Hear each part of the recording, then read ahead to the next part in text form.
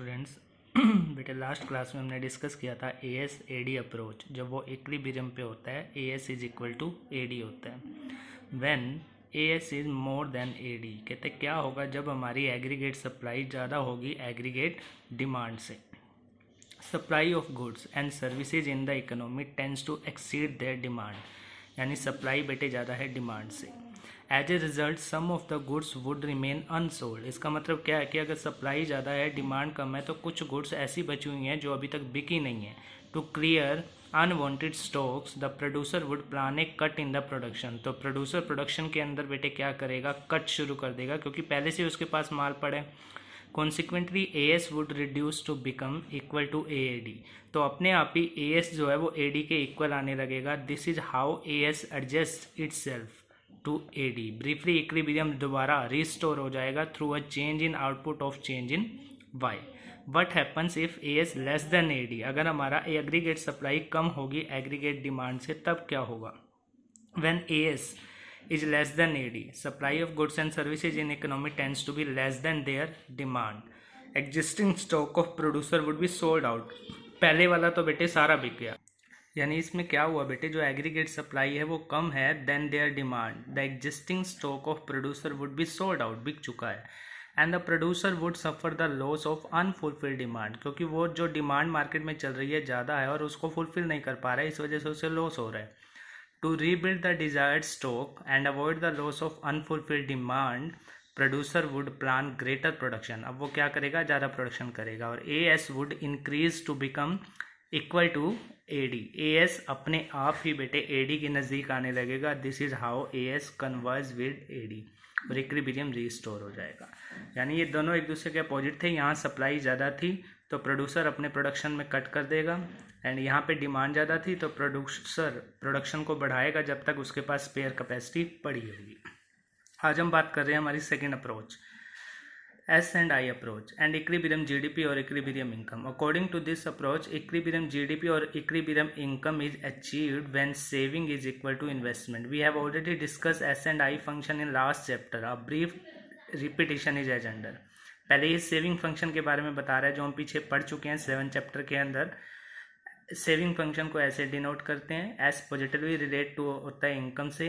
However at the level of income S can be negative because at lower level of income C may be greater than Y. कहते हैं किसी point पे saving negative हो सकती है। क्यों? क्योंकि जीरो इनकम पे भी बेटे कुछ ना कुछ कंजम्पशन होती है, तो वो सर्वाइवल के लिए हम कुछ ना कुछ तो कंज्यूम करेंगे ही। तो वो हमारे पास पैसा तो है नहीं, हम बोरो कर लेंगे, तो दैट टाइम हमारी जो सेविंग आ रही होगी बेटे वो कैसी आ रही होगी, सेविंग आ रही होगी बेटे हमारी negative. Because at lower level C may be greater than Y. और जैसे जैसे इनकम बढ़ती है वैसे वैसे एस पॉजिटिव हो जाता है। S become negative to extent जब तक हमारी कंजम्पशन ज़्यादा है और इनकम कम है। We are considering a straight line S function called a linear function. और आई फंक्शन क्या है, as regards I function we are considering only autonomous I, it is independent of income. Accordingly it is a horizontal straight line, यानी ये सिर्फ एक सीधी line होगा, ऑटोनोमियस की तरह ट्रीट किया जाएगा। इसको ये एज्यूम किया गया है यहाँ पे। Equilibrium GDP with tabular presentation. अब इसने जैसे एएसएडी अप्रोच को टेबल से समझाया था वैसे ये एसआई अप्रोच को भी टेबल से समझा रहा है। इनकम अपनी तरफ से ली बेटे 20-20 का गैप लेके, कंजम्पशन ली 10-10 का गैप लेके। कंजम्पशन जीरो नहीं हो सकती क्योंकि जीरो इनकम पे भी आप कुछ ना कुछ सर्वाइव करोगे नेगेटिव बोरोइंग करके। तो यहाँ पे सेविंग कैसे निकालूं, income minus consumption, income minus consumption, income minus consumption, saving आ जाएगी। और हमने आई को यहाँ पे डिनोट किया हुआ है, अपनी तरफ से जूम किया हुआ है 20। तो जहाँ पे एस और आई इक्वल होंगे 20 एंड 20, तो वो हमारी इक्विलिब्रियम जीडीपी होगी, यानी 100। Equilibrium is struck when S and I is equal to 20 crore. Equilibrium GDP is 100 crore. इस बात को कहता है आप ग्राफिकली भी प्रेजेंट कर सकते हो। ग्राफिकली देखेंगे तो बेटे ये एक्स एक्सिस, ये वाई एक्सिस, और ये हमारी ऑटोनोमियस इन्वेस्टमेंट क्योंकि 20 थी। सेविंग लाइन नेगेटिव से स्टार्ट होगी, इतना पॉइंट शो कर रहा है नेगेटिव बोरोइंग्स को, और ये टच करता हुआ ऐसे जाएगा। यहाँ तक बेटे क्या है, हमारी कंजम्पशन ज़्यादा है इनकम कम है, तो सेविंग नेगेटिव है। इसके बाद इनकम और कंजम्पशन इक्वल हो जाती है, सेविंग जीरो, और इसके बाद सेविंग पॉजिटिव आनी स्टार्ट हो जाती है। E is the point of equilibrium जहाँ पे एस और आई आपस में इंटरसेक्ट कर रहे हैं, और O T is the equilibrium GDP, that is यानी 100। Now plan expenditure is equal to plan expenditure on output equal to plan output, यानी एग्रीगेट डिमांड एग्रीगेट सप्लाई के इक्वल है इस पॉइंट पे, क्योंकि ये दोनों अल्टरनेटिव अप्रोच है इन the economy even when entire income of house hold is not converted into expenditure. कहते हैं चाहे कुछ हिस्सा इनकम का सारा खर्च ना किया जाए, this is because loss of expenditure by way of saving is equally compensate by the gain of expenditure by way of investment. Income और एक्सपेंडिचर इक्वल और planned output equal to planned output being expenditure, planned output यानी AS और AD आपस में equal, there are no unwanted undesired stocks, level of income is in a state of equilibrium. यानी S और I जब आपस में इक्वल होंगे तो यहाँ पे इक्विलिब्रियम अचीव हो जाएगा। क्या होगा बेटे, जब हमारी सेविंग ज़्यादा होगी या फिर सेविंग कम होगी। इन केस अगर सेविंग ग्रेटर है इन्वेस्टमेंट से, it implies a situation when a fall in expenditure through S is more than the rise in expenditure through I. यानी यहाँ पे जो खर्च हो रहा है एस के अकॉर्डिंग वो ज़्यादा है, सेविंग ज़्यादा है और इन्वेस्टमेंट क्या है, कम है। Accordingly aggregate expenditure in the economy would be less than what is needed to buy the planned output. इसका मतलब यह है कि जो खर्चा हमने करना चाहिए था वो कम है जो होना चाहिए था उसके कंपैरेटिवली। इसका मतलब ये है कि कुछ आउटपुट बचा हुआ है अनसोल्ड, यानी सेम वही एएसएडी अप्रोच भी यहाँ सोच सकते हो। Producer will have undesired stock, तो वो अपने स्टॉक को क्लियर करने के लिए बेटे क्या करेगा, लेसर आउटपुट। और अगर लेसर आउटपुट होगा तो इनकम लेसर होगी, इनकम कम होगी तो सेविंग भी कम होगी, और सेविंग अगर कम होगी तो वो अपने आप आई के इक्वल आ जाएगी। Thus equality between S and I restored through change in level of income. Same point यहाँ पे है बेटे, जब सेविंग ऑलरेडी कम है, it implies a situation when fall in expenditure through S is less than the rise in expenditure through I.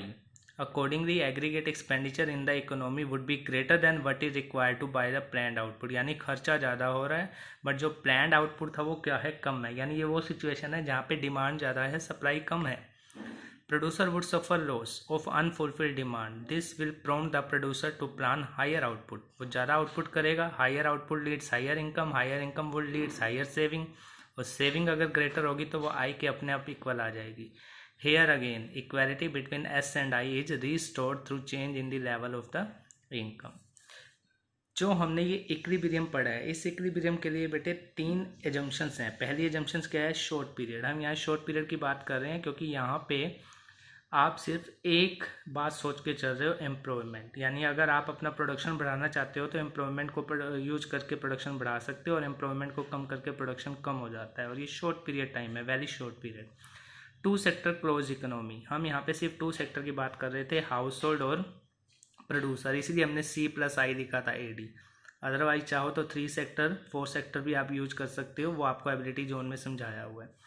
As is perfectly elastic, इसका मतलब ये है कि एएस अपने आप को ढाल लेगा एडी के अकॉर्डिंग। अगर एडी बढ़ेगा तो सप्लाई बढ़ेगी, एडी कम होगी तो सप्लाई कम हो जाएगी। Keynes assume AS is perfectly elastic, it means that we are studying an economy in which there is an excess capacity, production capacity is lying idle और there is unemployment of resources. यानी यहाँ पे production capacity है, resources जो हैं वो खाली पड़े हैं कुछ, so that whenever there is a rise in AD there is a corresponding rise in AC, thus AS always aligns itself with AD। अब थोड़े से न्यूमेरिकल क्वेश्चन है इन्हीं टॉपिक पे बैठे देखते हैं। Find equilibrium S and equilibrium I, यानी S और I निकाल के दिखाना है। When Y is equal to this, MP this and C bar this, equilibrium is struck. हमें पता है इक्विलिब्रियम कब इक्वल होता है बेटे, जब AS इक्वल होता है किसके, AD की, यही चीज़ होती है। एएस को बेटे मैं वाई बोल सकता हूँ क्योंकि एएस और वाई पैरेलल है, यस। और जो एग्रीगेट डिमांड है वो कंजम्पशन प्लस इन्वेस्टमेंट के इक्वल होती है, तो एएस एडी की जगह पे Y is equal to C+I लिखा, या फिर हम SI अप्रोच भी लिख सकते हैं। सी फंक्शन याद हो तो हमने लास्ट चैप्टर में किया था, C bar plus MPC into Y. C bar question में मेंशन है 100, MPC 0.75, Y है 4400, तो यहाँ से C की वैल्यू आ गई बेटे, C आ गया 3400। C कितना आ गया बेटे, 3400। वी नो MPS किसके इक्वल होता है, 1 माइनस MPC के, यानी 1 माइनस 0.75, यानी सीधी सी बात MPC और MPS जो हैं वो 1 के इक्वल होते हैं बेटे। तो अगर मुझे क्वेश्चन में MPC दे रखा है तो मैं क्या MPS निकाल सकता हूँ? यस, 1 में से MPC क्या कर दें? माइनस, तो MPS आ गया। तो अब इसने S वाला फॉर्मूला लगा दिया। S वाला फॉर्मूला लगा के क्या निकला हमारा? S is equal to, just इसका अपोजिट होता है, माइनस के C बार प्लस MPS और Y। तो ये है हमारे पास C, हमें क्वेश्चन में मेंशन था C बार, ये नेगेटिव साइन के साथ देंगे। MPS निकला 0.25, Y इतना, यहाँ से S की वैल्यू आ गई। अब हमने अगर S निकाल लिया और ये इक्विलिब्रियम है तो S और I आपस में क्या होने चाहिए बेटे? इक्वल होने चाहिए। तो S और I आपस में क्या आ गए? इक्वल आ गए। तो आप किसी भी एंगल से निकाल सकते हो, जो भी आपको एंगल सुटेबल हो, क्योंकि अगर हमने एक तरह से एक भी वैल्यू निकाल ली तो दूसरी वैल्यू अपने आप निकल जाएगी। तो वो आप पे डिपेंड करता है कि आप दोनों वैल्यूज़ को कैसे निकालना चाहते हो। यहाँ पे मैंने C निकाला था और Y आपको गिवन था, तो यहाँ पे आप I निकाल सकते थे। कैसे निकाल सकते थे? C निकला था 3400 और Y है 4400, तो I कितना आएगा? 1000। और इस एंगल से भी I कितना आ रहा है? 1000। और I और S आपस में क्या है? इक्वल है, क्योंकि इक्विलिब्रियम है। तो S की वैल्यू क्या आ गई? 1000। तो शॉर्टकट भी लगा सकते थे आप। नेक्स्ट देखते हैं, given that S is equal to this, I is equal to this, find equilibrium Y and equilibrium C। S और I आपस में इक्वल होते हैं, तो क्यों ना हम S का फॉर्मूला लिख लें पहले। S का फॉर्मूला क्या होता है? माइनस के C bar plus MPS Y, ये हमें गिवन है, और is equal to Y, Y भी गिवन है। यहाँ से Y की वैल्यू निकाली तो Y आ रहा है 10,050, एक चीज़ तो आ गई 10,050। अब हमने क्या निकालना है बेटे? अब हमने निकालना है C। तो C निकालने के लिए मैं क्या करूँ? मुझे सबसे पहले S निकालना पड़ेगा। तो S निकालने के लिए मैं S फंक्शन अप्लाई कर देता हूँ। S फंक्शन मेरे पास ये गिवन था क्वेश्चन में, और इसमें Y की वैल्यू पुट कर दी। Y की वैल्यू पुट करके सेविंग इतनी आ गई। अब मुझे Y भी पता है और सेविंग भी पता है, तो क्या मैं कंजम्पशन निकाल सकता हूँ? Y में से सेविंग माइनस कर दो। ऐसे ही बेटे आपका थर्ड क्वेश्चन है जो आपने ट्राई करना, और ये न्यूमेरिकल इंपॉर्टेंट है, तो आप इनको जरूर ट्राई करेंगे। विदाउट फॉर्मूला आप नहीं कर पाएंगे, तो थोड़ा फॉर्मूले पे आप ध्यान देना। एक टॉपिक और करेंगे, बाकी नेक्स्ट क्लास में करेंगे। Shift in equilibrium impact of additional investment. कह रहा है अगर हम अपनी इन्वेस्टमेंट को बढ़ा दें तो हमारी GDP यानी इक्विलिब्रियम GDP बढ़ जाएगा।